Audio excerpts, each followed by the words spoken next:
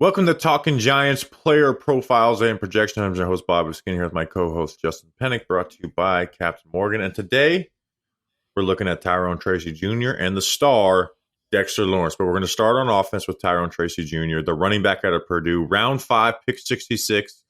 In this most recent draft, he's 5'11", 209 pounds. Justin, he's an older rookie. He's new to this position. He's an athletic guy with solid vision. 6.3 yards per carry last year for Purdue, only 113 rushes. This is an athletic guy who's new to the position, who can have those big plays, gives you some receiving ability, and just seems like a smart player. And Justin, is there RB2 after Devin Singletary, right? Like, he is above Eric Gray on the depth chart, and I think he's going to be a part of this offense from week 1. I hope he is. I really hope he is, because the stuff that you saw in college gets you excited. Some of the advanced stuff, some of the big playability, the contact balance, all the buzzwords about Tyrone Tracy gets you excited. Even the fact that he has such a unique background as a receiver for all those years, it gets you excited about an RB2 coming out of the backfield that can offer a different skill set besides being your conventional running back and a thumper, kind of just running the ball out of the backfield, where he can catch the ball and you feel confident about him doing that as well, Bobby Skinner. So I really am excited about Tyrone Tracy. He's your stereotypical day 3 running back that, fans are going to get excited about, but I think rightfully so, and we're going to talk about it. Yeah, I would have liked to see where he would have went in a world where he was 21 years old, right? Because he's going to be 25 in November. Yeah, so like a very old rookie, But his 1 year at Purdue, or his 1 year at running back, he had 113 carries, 716 rushing yards, 8 touchdowns. He actually only had 132 receiving yards, which is very funny that Purdue just never really asked him to do anything as a receiver. But you can go watch some of the Iowa film of him at wide receiver and see, okay, the guy can run some routes. Like, I'll just kind of go through the scouting report I have on him, and then we'll go into different things. Good zone runner who is new to the position.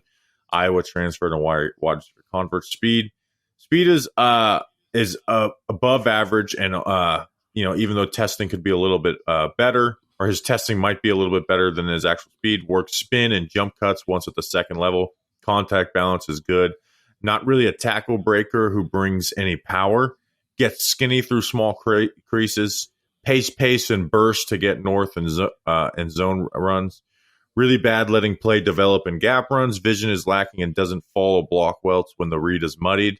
Receiving background obviously translates to running back, and wasn't asked to do it a lot, but he did block well when he was asked to at Purdue. Cool. Right. I have some advanced numbers too. First, among draft eligible players with running backs with 60 carries, Bobby Skinner, he was first in yards after contact per attempt. He was 10th in breakaway rate, 17th in missed tackles forced, and that was one more than Trey Benson, by the way, who I got very excited when watching Trey Benson before the draft, and I kind of got like a similar excitement watching Tyrone Tracy too. He was top 5 in forced missed tackle rate, second in the Big Ten in kick return yards, led the Big Ten in yards per carry, only 114 touches, and there's 15 draft eligible running backs that were getting like 180 plus touches. That's partially kind of why I like Tyrone Tracy too, is that even though he's a little bit older, he does not have a lot of tread on his tires. And then this stat is from Doug Analytics, 0.18 broken tackles per touch. Overall, that was 3rd in this year's class. So, I mean, you could even look at it from the standpoint of, which sometimes you have to do this with draft picks. Oh, well, this guy's so old. Of course he should be having these good numbers. Of course he should be putting up this kind of production on this limited basis. But I don't know, man. I do think it is going to translate to the NFL. And you even saw it a little bit in the preseason. He's brand new to the position. You saw it in preseason. I hate to use preseason stats, but right. He was number 1 out of 157 guys in yards per contact after attempt. He made a guy miss on all 5 runs, or on 4 of the 5 runs. And the 5th run was a short yardage where he gets hit in the backfield, spins out of it, and gets an extra 2 yards to turn into a first down. He did look good in that small sample size before he injured his ankle. And he does, like he's also the only back on this team that I think is an explosive play threat, right? Devin Singletary's never been someone who gets, those 30 plus yard runs, right? Eric Gray, I think, is a one cut and go guy. He's not going to get those explosive runs. Tyrone Tracy is that one guy that can do it, and he's also the best receiving back that they have too. He's better than Devin Singletary from day one, I think, as a receiver, and he is better than Eric Gray. Just the main worry I have with Tyrone Tracy Jr. is that once teams start throwing different run fits, and you just got to read so much more as a running back, and it showed up at Purdue. When the read was clear, bam, go. Like you said, explosive plays, make that first guy miss, like he's got good contact balance with tackles around his feet, good stuff. The issue was when one guy on the offensive line would mess up, which means this player is now in this gap, and we don't know exactly where to go, and he kind of would just not know how to deal with that. That's the thing I worry about with Tyrone Tracy Jr. And I don't think that should show up a ton as a rookie because he's not going to get the large majority of carries. So he's going to be put in kind of as a change of pace back. But if there's one worry I have for him long term, it's that. It's that when you have to start making big boy reads at the running back spot, he's just not going to know where to go because he's so inexperienced at it. And he didn't succeed in that area for me at Purdue. But the fact that he's so inexperienced at it, it leaves room for improvement. And that's awesome. Yeah, absolutely. And his 5th round pick, I did have him as a 5th rounder. The age goes into that, but met the value for me. Justin, why don't you talk to us about something before we talk about Dexter Lawrence? One career fumble for Tyrone Tracy and none in 2023. And that completes all my stat notes on Tyrone Tracy Jr. You want to know what else you don't want to fumble? You don't want to fumble your game day experience. You don't want to fumble how you're going to be kicking off this NFL season and include Captain Morgan, the official Spice Rum sponsor of the NFL, as part of your kickoff routine with your buddies, with your boys, with your friends, with your girlfriends, with everybody and everyone in between. When it gets bland, try Captain Morgan Original Spice Rum. It's delicious, crisp, and perfect for game day with friends. It's time to spice it up. Did I mention that Captain Morgan, official Spice Rum sponsor of the NFL? It's a big deal. Visit CaptainMorgan.com to find Captain near you. Please drink responsibly. Captain Morgan Original Spice Rum, 35% alcohol by volume. Captain Morgan Rum Company in New York, New York. Bobby Skinner, you'll be glad you did. And now that we're a couple weeks removed from it, I kind of miss you throwing a glass bottle that weighs, maybe when I see you, I'll throw one at your head. Pounds. Yeah, that's great. I'll really feel like I'm at home. Let's talk about Dexter Lawrence, which getting hit by him feels like a glass bottle to the head. 6'4", 342 pounds, 26-year-old nose tackle. Justin, last offseason he signed a 4-year, $90 million contract with $60 million guaranteed. Back-to-back All-Pro and Pro Bowl years. And he's just established himself as one of the premier players in the NFL. Not one of the best, a premier player in the NFL after 3 years of him being a very good player.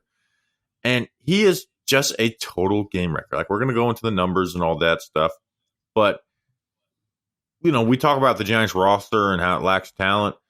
Man, it doesn't lack it when it comes to Dexter Lawrence, right? Like, he is a name when you say it around NFL circles that people like, oh, yeah, it's insane. He does things that no player has ever done at nose tackle in NFL history.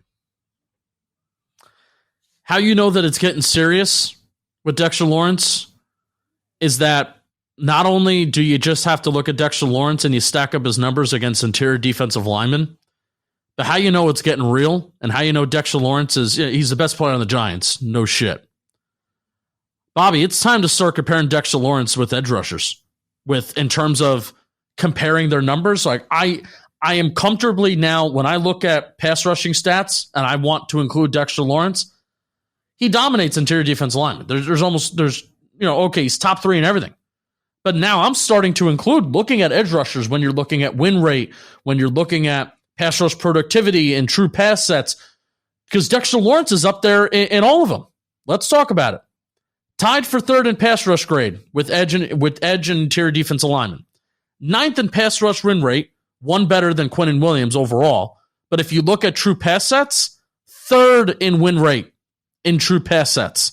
And he was 17th in total pass rush productivity in true pass sets, Bobby. Now remember, Dexter Lawrence got hurt last year. He basically, for the last quarter-ish of the season, was a rotational player. Let's look at something from October 30th, 2023, where this is around where Dexter Lawrence was really grooving when he was healthy. Dexter Lawrence led all interior defensive linemen with 44 pressures as of October 30th, and he was tied for the league lead with Nick Bosa as of October 30th. He led all interior defensive linemen in pass rush run rate, and he was fourth in pass rush productivity behind Myles Garrett, Trey Hendrickson, and Micah Parsons, and he was tied for second in the NFL in QB hits. That was at the end of October before he got hurt. Bobby, if he didn't get hurt, man, I feel like those numbers, when you compared him to edge rushers, not just interior defensive linemen, it would have continued, and there may have been some whispers. Now, here's the thing, Giants are a shitty team. There may have been some whispers, at least amongst Giants fans, about defensive player of the year. He needs to start getting more sacks if he does want to be like a defensive player of the year candidate, because defensive tackles do win that position. Chris Jones has won it. Aaron Donald has won it. But I do want to challenge him to start getting more sacks. But like you mentioned, he was, basically at 4.8, total sacks, hits and pressures per game, and then went down to 2.4 in those last 5 games. Like his lowest snap share was 64%, which was week 1. And then those last 5 games, it was 43%, 48%, 51%, 68%, 57%. So like you said, he was on a pitch count at the end of the season. But and just those numbers, like you mentioned, Justin, last year had 4.5 sacks, 7 tackles for a loss, 14 QB hits, 44 pressure. He needs to get more tackles for a loss too if he wants to be considered not just all pro, but defensive player of the year votes. Was 4th in NFL for defensive tackles in the sacks, hits, and pressures after Aaron Donald, Chris Jones, and Quinton Williams. 20th in sacks, 5th in QB hits, 4th in pressures. Number 2 in win rate after Donald. Was number 2 in win rate in 2022 after Chris Jones. Was 7th in sacks, 1st in QB hits by 7, 7th in pressures, and then just 2nd in total. He's just a monster. He ruins you, right? If you put a backup center out there, he ruins anything that you can do offensively. Like the Jets game, he had 15 total pressures. That's insane. That's an insane thing for a defensive lineman to do. And he's just gotten so much better, right? I know this is after 2 years of it, it's, less is talked about, the improvement, and it's just him as a player. But, quarterback hits, let's go in order of his career. 6, 6, 9, 22, 15. Pressures, 21, 19, 31, 32, 45. Sacks, 3, 4, 3 to 9 and 6. Win rate, 7.3%, 10.2%, 11.7%, 17.8%, and 20.2%. Just straight dominance as a defensive tackle. What Dre Patterson, the defensive line coach, has been able to do, just really work on his hand usage where he's able to get underneath guys, and I think moving him to nose tackle has allowed for less space for offensive linemen to operate, where he really gets underneath guys, continues to move his feet at that strength, while also you'll see he'll get underneath offensive linemen's arms, and he will continue just to move them like he's pulling levers on a machine, pushing levers up in a machine, because they just can't use their hands on him because he keeps his hands, unless you strike and land them, you're never getting your hands back on Dexter Lawrence. He's better in disengaging. He kills double teams. He's one of the most double team defensive tackles in the NFL while still being able to do that. I mean, he's a monster. And I'm so happy that my team never has to game plan for him ever again. Nope. And you mentioned that I think he can get better, and I think the numbers can get better under Shane Bowen. Now that you have more of a natural scheme where Wink Martindale isn't going to be blitzing the piss out of everybody, and you can actually have some of our pass rushers get a little bit better numbers when it comes to season's end. I think Dexter Lawrence is getting double-digit sacks this year. I mean, if you believe in this whole, I believe, and I know, Bobby, you believe it too, if you believe in the whole, well, if you win and you get pressure, and if you can consistently pressure the quarterback, that the sacks are going to come, the sacks are going to come for Dexter Lawrence. Yeah, the thing is, I don't know if he's ever going to be the guy who gets 14, 15. I think he'll get a double-digit sack season eventually, but I don't know if he's ever someone who's going to finish at the QB to get 14, 15. Now, I think the addition of Brian Burns will help. 14, 15 is insane. I'm saying that's what Aaron Donald and Chris Jones do. Right. Chris Jones has 1, 2, 3 years of double-digit sacks. And he's had 2 years of 15.5 and 1 year of 10.5. Sure, but I don't. He also had a year of 9. Yeah, he's had 215. I don't think Dexter Lawrence has that in him to finish the way and Chris Jones will line up on the edge, right? Like they're right. Like Chris Jones is a level above, not a level. Chris Jones is clearly a better defensive tackle than Dexter Lawrence. Right. I think the next that 2A 2B is Dexter Lawrence and Quinnen Williams. Dexter Lawrence is better on a down in, down out basis, but Quinnen Williams is better at getting those sacks and tackles for a loss. So it's kind of a matter of preference. I know Giants fans' preference will obviously be Dexter Lawrence because he's on their team. But like Chris Jones is clearly better than those other two, and then so was Aaron Donald, right? But obviously we're talking about an all-time great in just football, let alone defensive tackles. So like he's like but he is like playing. I mean, if he continues playing like this for 7-8 more years, Justin, he's going to go. I mean, there's a Hall of Famer. Like, are we talking about a Hall of Famer on our hands? Yeah, I mean, 7-8 years is a long time, man. Because he's also, even the start of his career wasn't 26 years bad. old. Play till he's 33. Yeah, that's a Hall of Fame resume. I think no doubt. Obviously, not playing at this level every year, but if he plays at this level for 4 or 5 more years, I think he is making a case for himself. He's going to get another big contract eventually as well, too. So it will be interesting. Now, here's something I noticed, Justin, when we talk about projection. In the preseason in the last 2 years, he has played. Let me pull it up.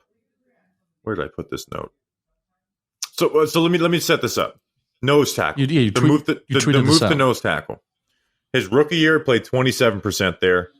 2020, 11.6%. 2021, 5%. Was basically almost exclusively a 3 technique. With Wink Martindale and Andre Patterson, 2022 played 65% at nose tackle. 2023 played 72%. I am still interested to see if Shane Bowen drops that number. He played in the nose tackle this season at 40%, right? Which, again, it's a small sample size. But he did it 100% and 83% the last 2 seasons. Andre Patterson has talked about, no, I'm not moving him. I do what I do.